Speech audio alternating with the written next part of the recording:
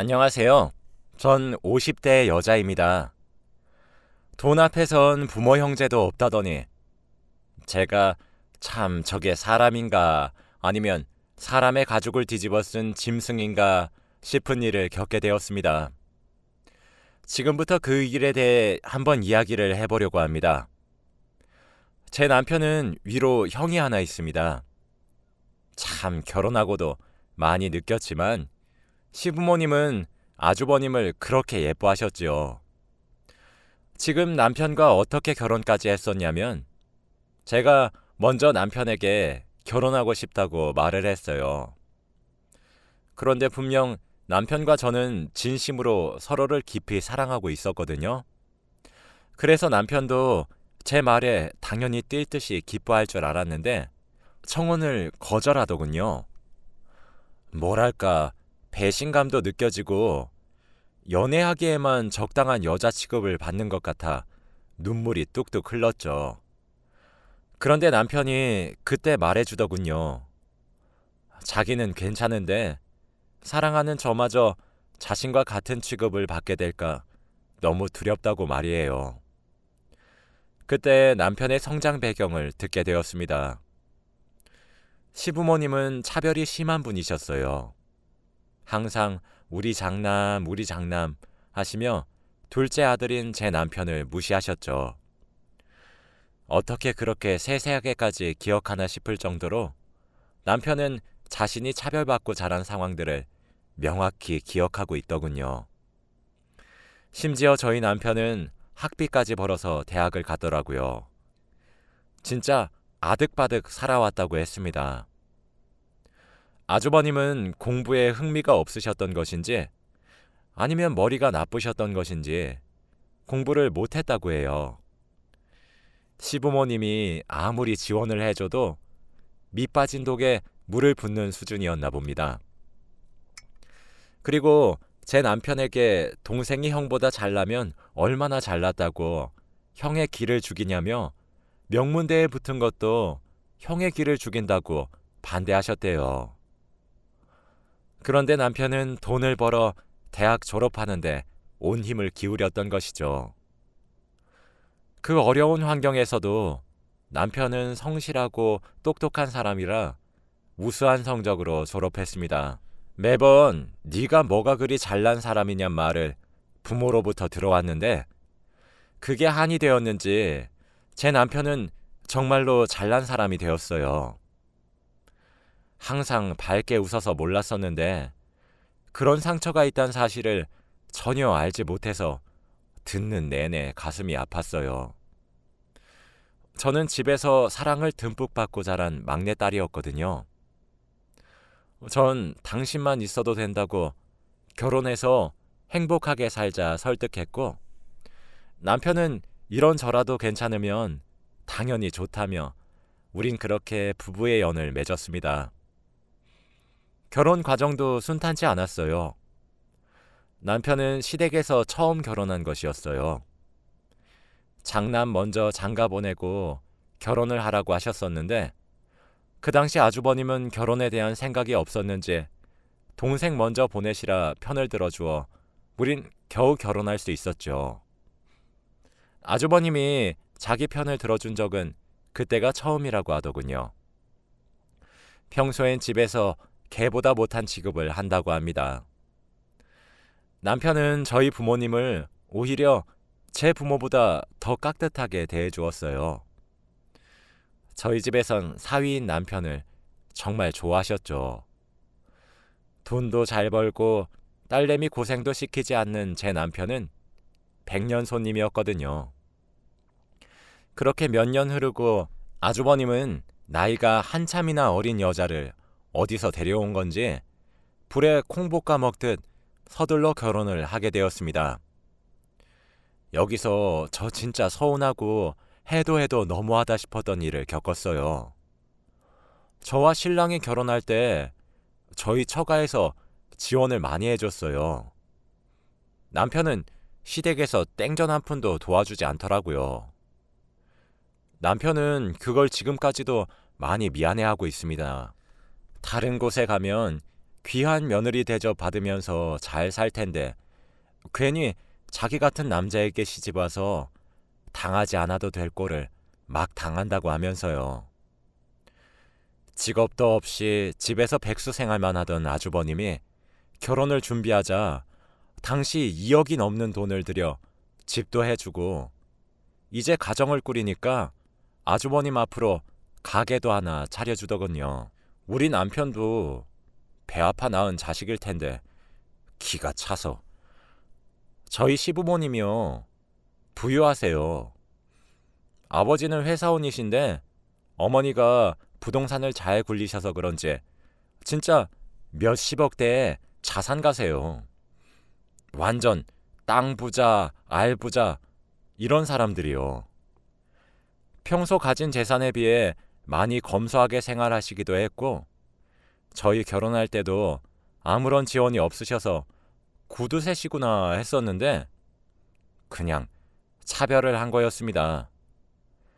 제 남편도 진짜 더럽고 치사해서 자기 배 아파 낳은 자식인데 어쩜 그렇게 매정하게 구는지 저희 남편 그 일 이후로 시댁의 발길을 딱 끊었어요. 아주버님은 그런 지원을 당연하다는 듯이 받고 앉아있고 남사스럽게 사고쳐서 결혼하게 된 나이 어린 형님은 그런 아주버님을 믿고 제게 하대하며 반말을 찍찍 내뱉었었거든요. 제 남편은 가족을 참 끔찍히도 여기는 사람입니다.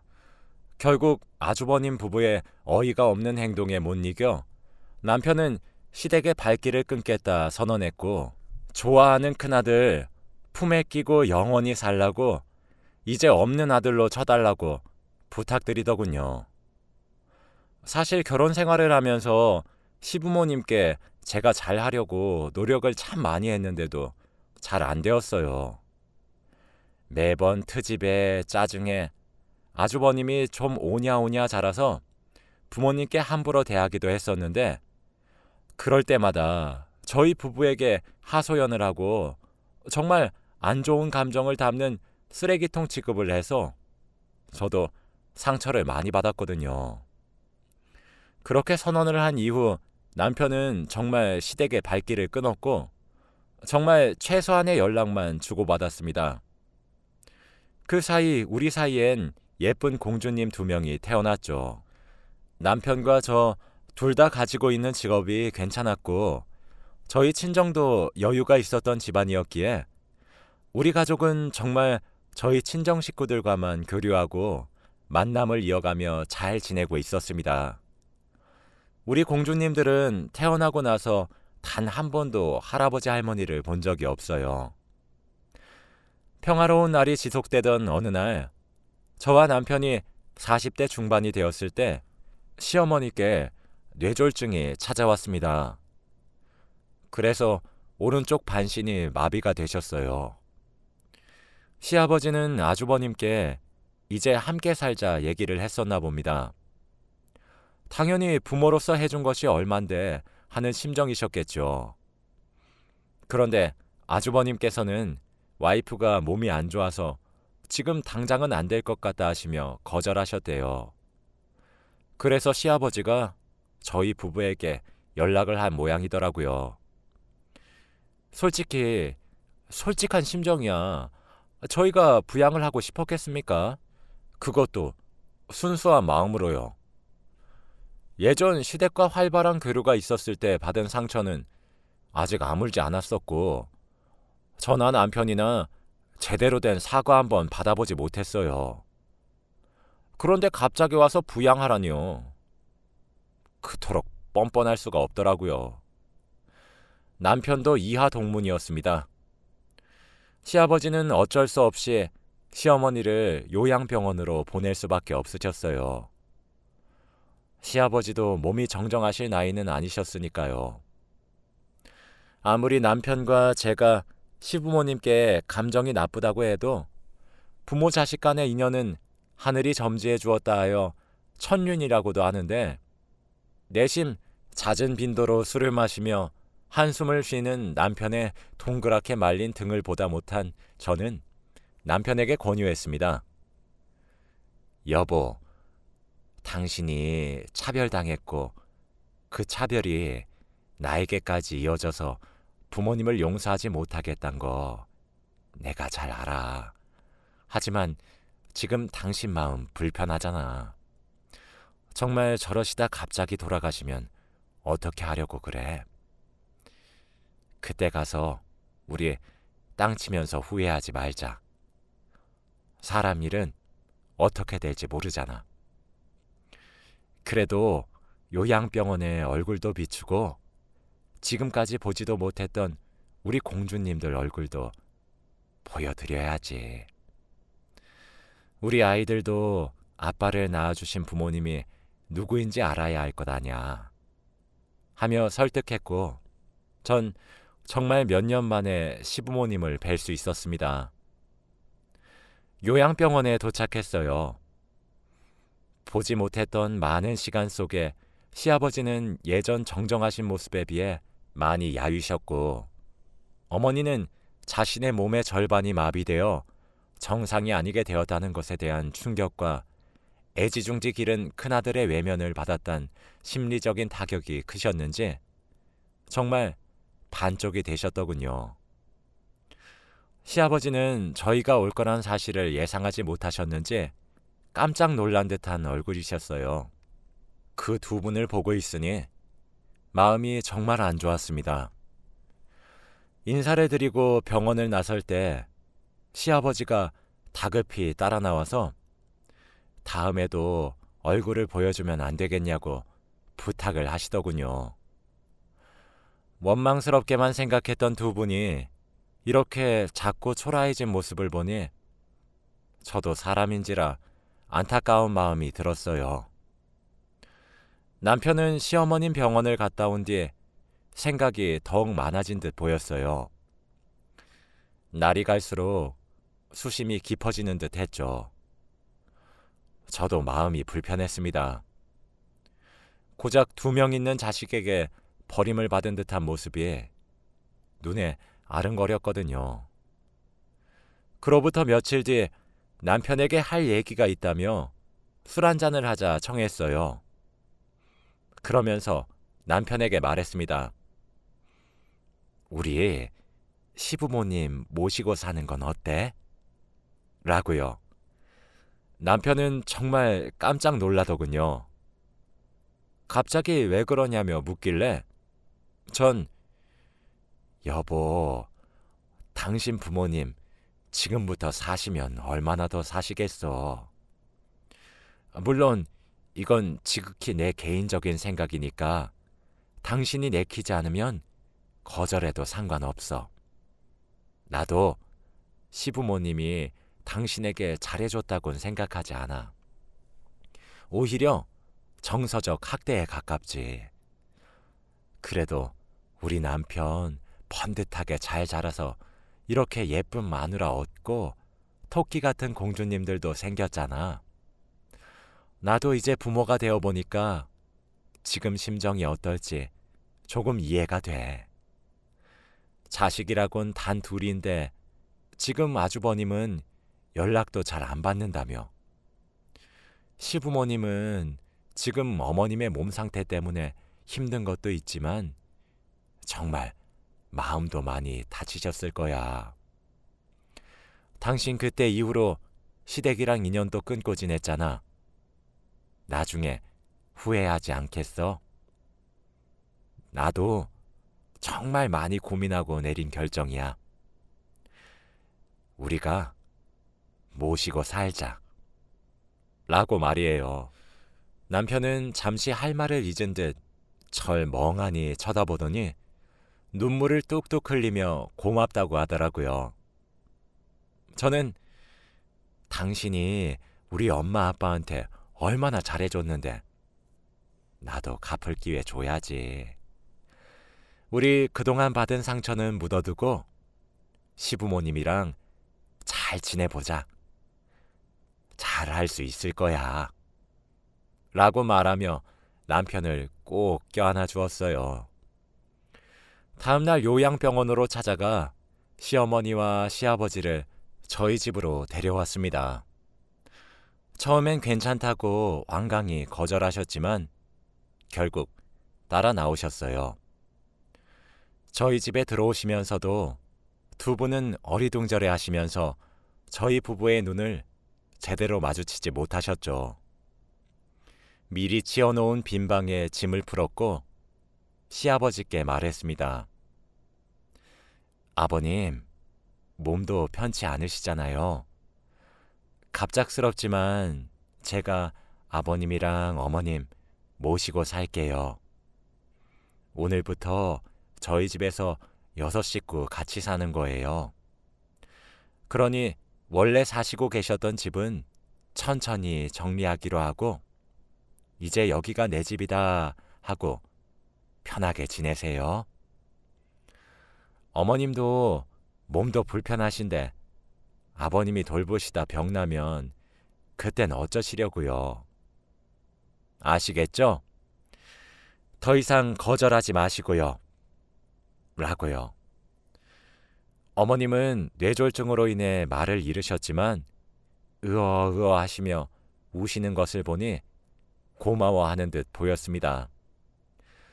시아버지는 저와 남편을 앞에 앉혀놓고 눈물을 흘리며 사죄하셨어요.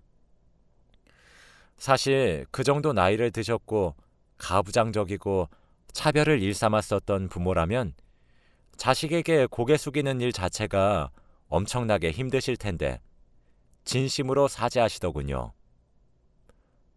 미안해. 내가 너무 미안하다. 내가 그동안 네 엄마랑 같이 새아가랑 너에게 무슨 짓을 한 것인지 모르겠구나. 우리가 너무 멍청했어. 정말 미안하다. 정말 미안하다. 하시며 미안하다는 말만 되풀이하셨죠. 아버님, 저희에게 많이 미안해하실 것 알고 있어요. 저희도 마음 상한 일이 많았기에 그 앙금은 너무 깊어서 아예 없던 일로 만들 수는 없을 것 같아요. 하지만 묻어둘게요. 전 우리 남편이 상처받았다는 이유로 나중에 후회를 할 수도 있는 일을 하는 것을 두고 보지 못할 뿐이에요. 저와 제 남편에게 많이 미안하시다면 태어나서 이제 친할아버지와 친할머니의 존재를 알게 된 손녀들에게 사랑을 베풀어 주세요. 라고 달랜 뒤 남편과 시부모님 셋만 남겨놓고 먼저 방을 조용히 나갔습니다. 그렇게 저흰 급작스럽게 6식구가 되었어요. 저는 정말 순수한 호의로 시부모님을 모시고 사는 것이라 시부모님께 바라는 건 없었습니다. 그런데 아주버님은 정말 해도 너무하시더군요. 뻔히 시부모님이 저희 집에 계신 것을 알면서도 코빼기도 비추지 않았어요. 가뭄에 콩이 나듯 찾아왔죠.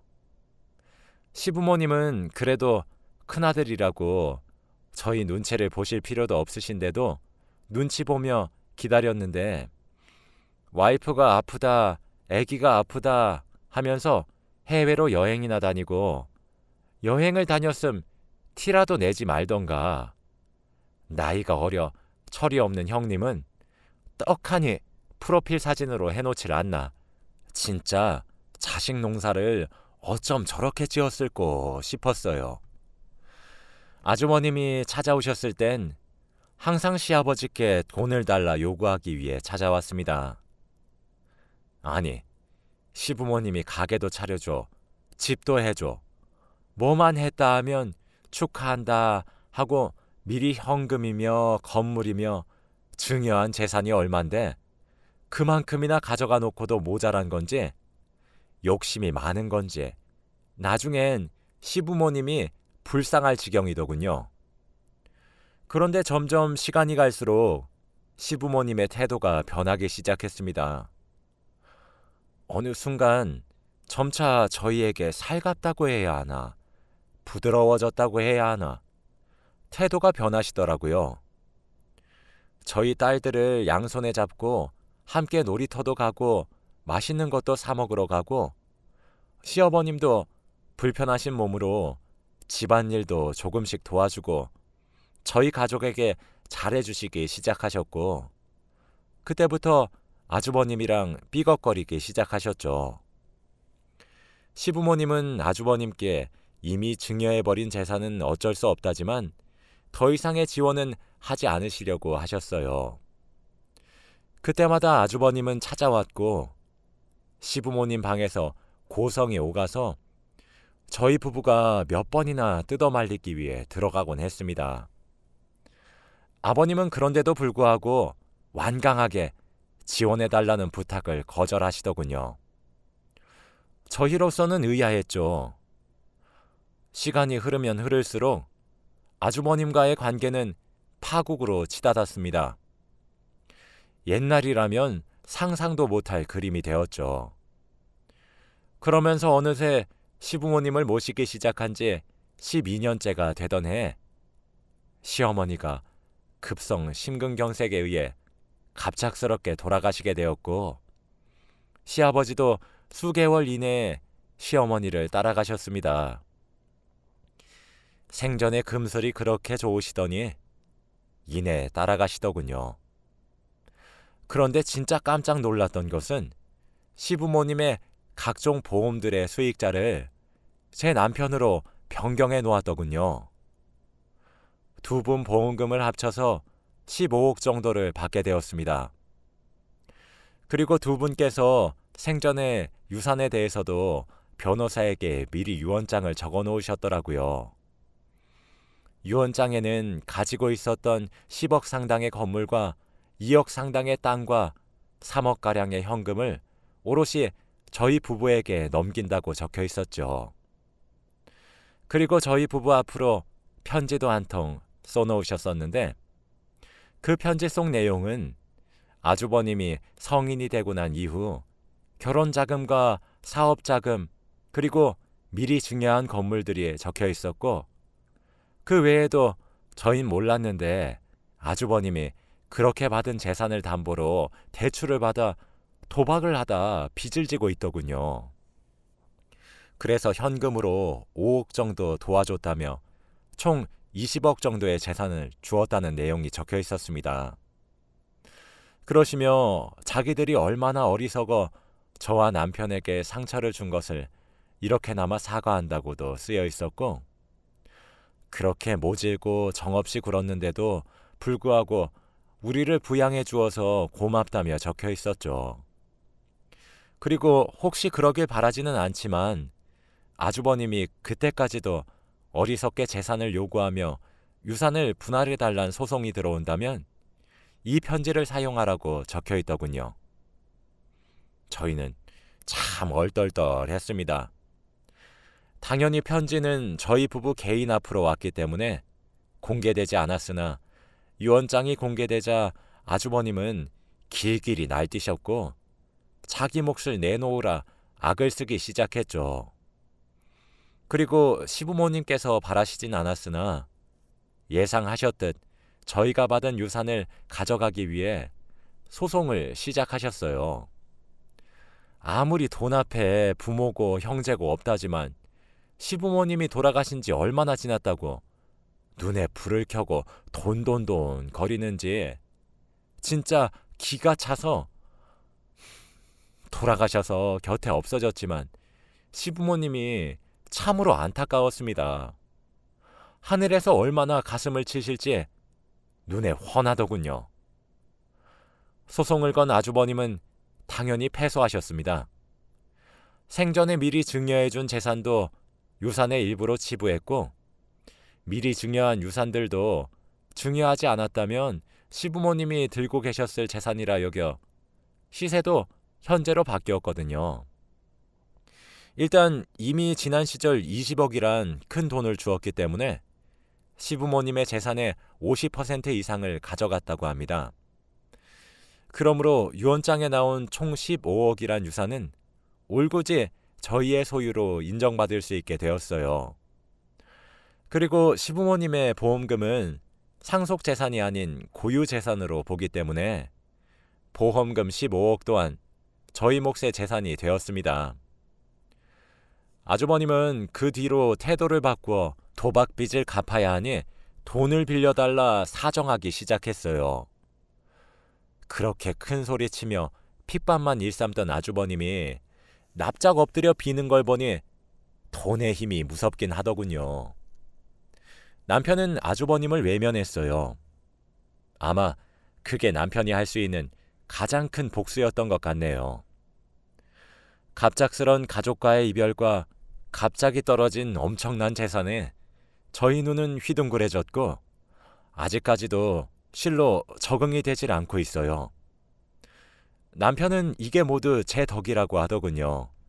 평생 가슴 한켠에 원망과 미움의 덩어리를 가지고 살 뻔했었는데 제가 한 제안으로 인해 10년간 부모의 사랑이란 걸 받아보니 용서할 수 있었고 더 나아가 부모님을 진심으로 사랑할 수 있었다며 이 돈은 제 몫과 다름없다는 말을 하며 제게 주었습니다. 전 아직 얼떨떨합니다. 그저 사랑하는 사람이 커다란 슬픔에 빠지질 않길 바랬을 뿐인데 아직까지도 아주버님과 어린 형님은 머리를 숙이며 제게 돈을 빌려달라 간청하곤 해요. 물론 저도 남편과 똑같은 뜻을 가지고 있습니다. 시부모님을 모셨던 10년간 실시간으로 아주버님의 행동에 상처를 받으시던 모습을 봤더니 빌려주고 싶지도 더 이상 엮이고 싶지도 않아요. 갑자기 엄청나게 재산이 불어나게 되었지만 모든 슬픔과 아픔을 딛고 잘 살아보려고 합니다.